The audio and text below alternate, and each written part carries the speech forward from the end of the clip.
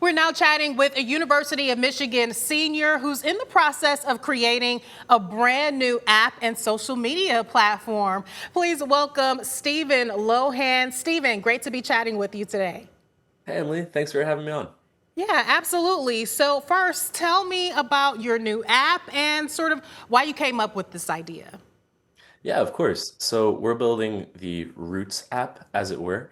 It is a family-based social media platform in which we differentiate ourselves from other platforms by not having any algorithms, ads, no data to track you, and hopefully only the people that you really want to talk to instead of all these different influencers and political channels that you have on traditional social media.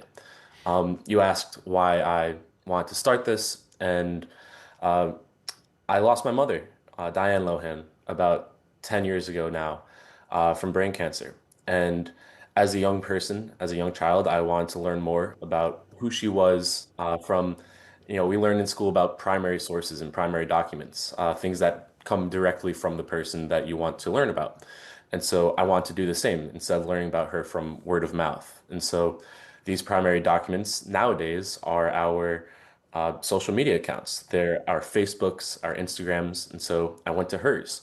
But what I found was that in these different platforms that she posted under, she appealed to her audience of coworkers, of friends, of different people that she had met throughout her life.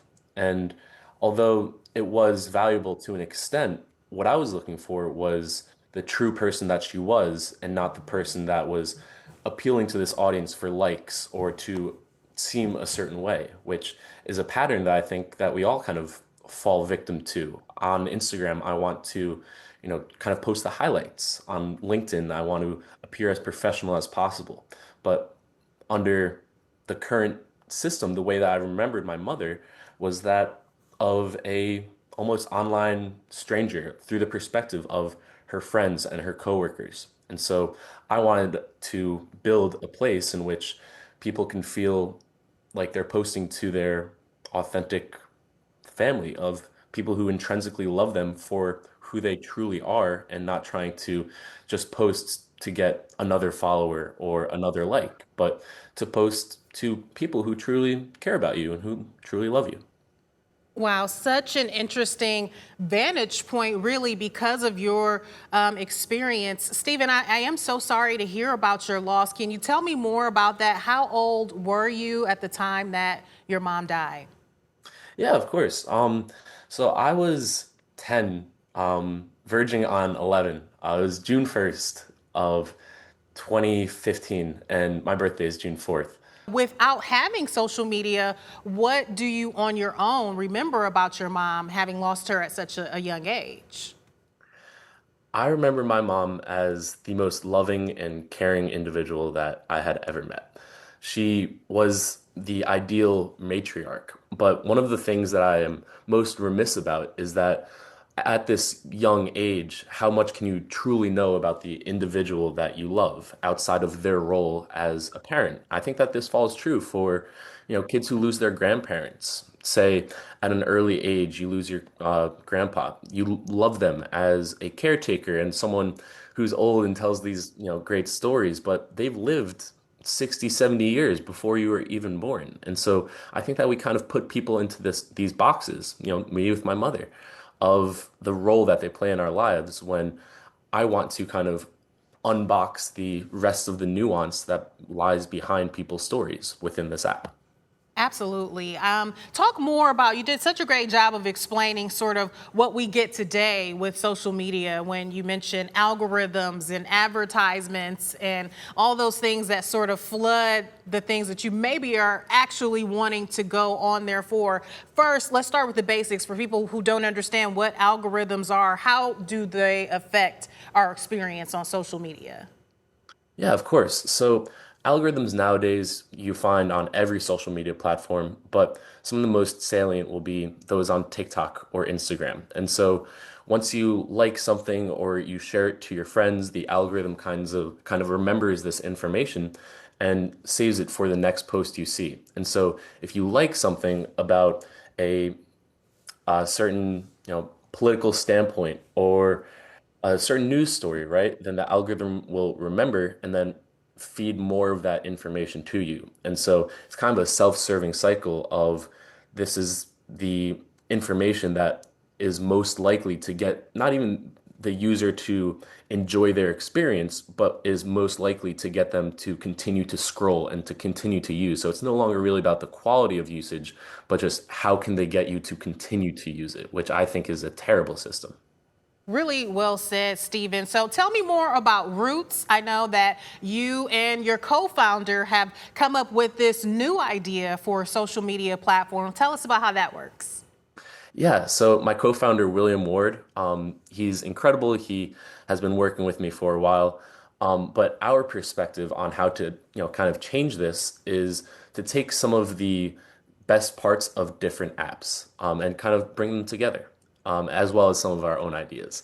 One of these, individual ideas that is kind of distinct from any other platform is something that we call memories. And so say I have a bunch of memories with my mother, right, that my sister may not know about.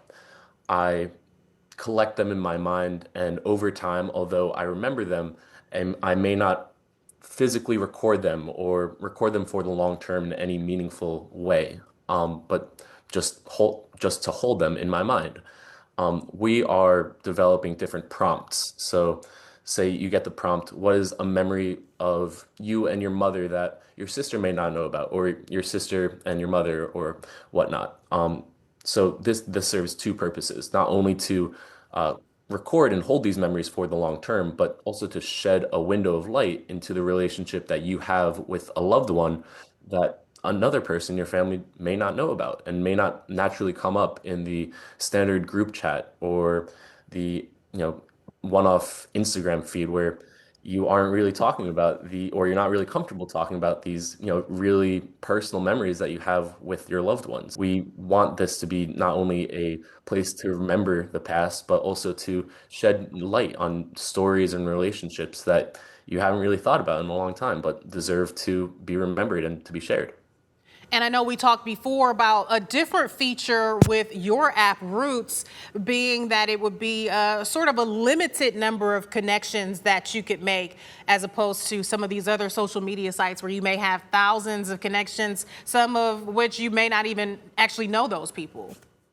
Yeah, exactly. A crazy statistic nowadays is that 80% of people who have 1,000 or more followers only know about 10 to 15% of these people. And so, as I said before, I think that this materially changes the way that we post to this audience. And so, by really cutting down on the amount of people that you are able to interact with, I think that this changes the perception of our quantity focused apps from the quantity of likes, the quantity of followers, and the quantity of how much time you're actually spending on the app to the quality of these interactions that you're having, the quality of your relationships, and the quality of the content that's actually shared on this app to be of a higher level than what's typically found.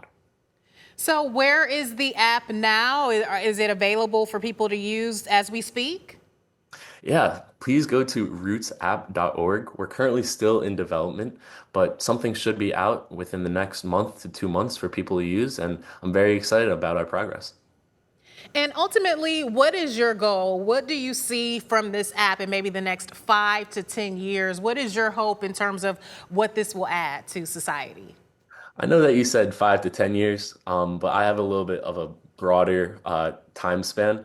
My hope for this is that within the next 60 to 70 years, your grandchildren don't go to your Instagram or your LinkedIn to learn about you and and to see a kind of surface level picture of who you are, but they go to this app to truly find out who you truly were with your loved ones and how you interacted with them in the day-to-day context of our lives. I think it's a great idea, Stephen, and I love that you are creating this out of a difficult time in your life, but hoping to make it better for everyone else in the long run. And just as a senior in college at that, Stephen, thanks so much for your time today. Thank you so much. Go Blue. Go Blue.